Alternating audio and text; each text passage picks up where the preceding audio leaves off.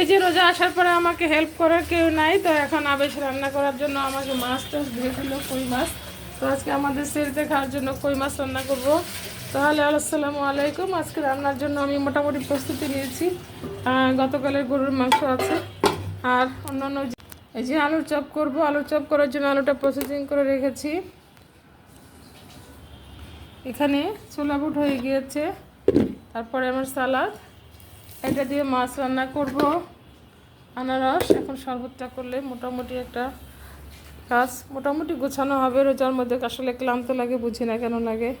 এই যে বাজার থেকে কই মাছ এনেছি, যে বাজার থেকে কিন্তু কই মাছ আনলে কই মাছের ভিতরে নাড়ি ভুড়ি থেকে যায়, আবার নাড়ি ভুড়ি থেকে যায় তার থেকে কিন্তু এই পিঠটাও থেকে যায়। অনেক সময় পিঠ থাকলে কিন্তু পুরো মাথাটা তিতা লাগে, খাওয়া যায় না। তো ওই সে খুব সাবধানে বাজার থেকে কই মাছ আনলে এটা কিন্তু খুব সাবধানে মানে রান্না করতে হবে, যেহেতু তিতা লাগলে কিন্তু পুরো মাছের টেস্টটাই নষ্ট হয়ে যাবে। তো আমি এখন কই মাছ রান্না করার জন্য কই মাছ যেহেতু বড় বড় সেহেতু একটু অর্ধেক করে দিচ্ছি। এটা একটু ছোটো আছে, এটা আমি এখন এভাবে কেটে নিচ্ছি, তারপরে আমি ধুয়ে নেব।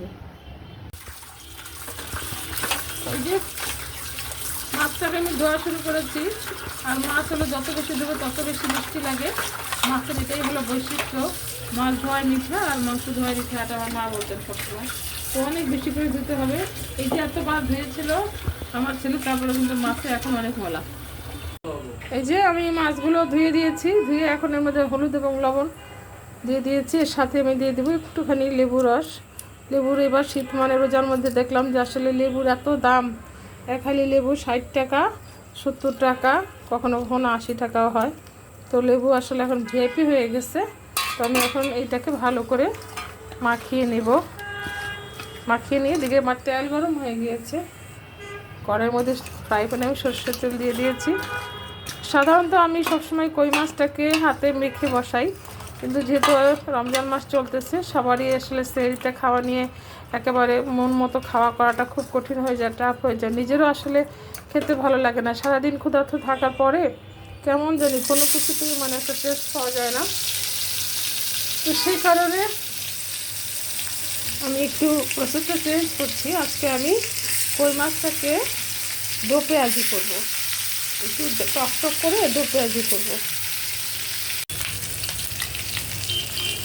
এটাকে এখন আমি ভেজে তুলবো, একটু ভালো করেই ভাজতেছি। আর রমজান মাসে একটু আসলে বিকেলের দিকে কাজ করলে সময়টাও ভালো কাটে। তো সেই কারণে একটু সময় নিয়ে একটু যত্ন সহকারে রান্না করবো। আর এত তরকারি থেকে যায়, আর বাকি তরকারি তো আমি ফালাই না, আমাকে সেটা খেতে হয়। এই যে মশলাটাকে আমি খুব ভালো করে কষিয়েছি, একদম মাখা মাখা হয়ে গিয়েছে। এরপর যে আমি ঢেলে দিচ্ছি গরম পানি। আর এভাবে আসলে মশলা কষালে যা হয়, সবাই কিন্তু একটু খুসখুসে কাশি কাশির মতন আওয়াজ হয়। তো মশলাটাকে এখন একটু ফুটে উঠে মাছগুলি আমি দিয়ে দেবো। এই যে আমার ঝোলের পানিটা কিন্তু একেবারে ফুটে উঠেছে। তো আমি এই পর্যায়ে দিয়ে দিচ্ছি মাছগুলো। তো খুব কেয়ারফুলি দিতে হয়, একেবারে ছিটে ছিটে আসলে রোজার দিনে খুব খারাপ অবস্থা হয়ে যায়, আবার গায়েও ফোসকা পড়ে যাওয়ার সম্ভাবনা থাকে। সাথে একটু তেল ছিল, এটাকে আমি দিয়ে দিয়েছি।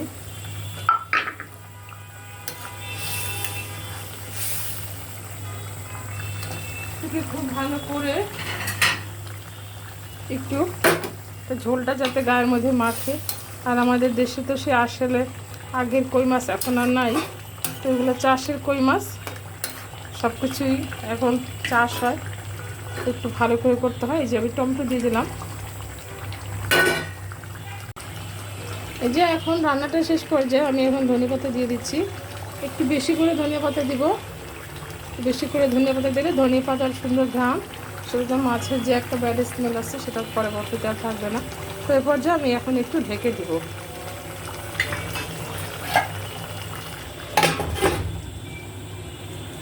এই যে আমার কই মাছের দো পেঁয়াজাটা কিন্তু এখন হয়ে গেছে। যেহেতু এটা আমরা সেহরিতে খাবো, সেই কারণে ঝোলটা একটু শুকাবো। তো এখন আর রান্না করবো না, এই পর্যন্তই।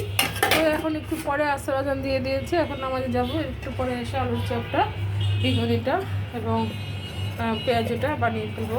এই যে পেঁয়াজটা। তো সবাইকে রমজানের মোবারক।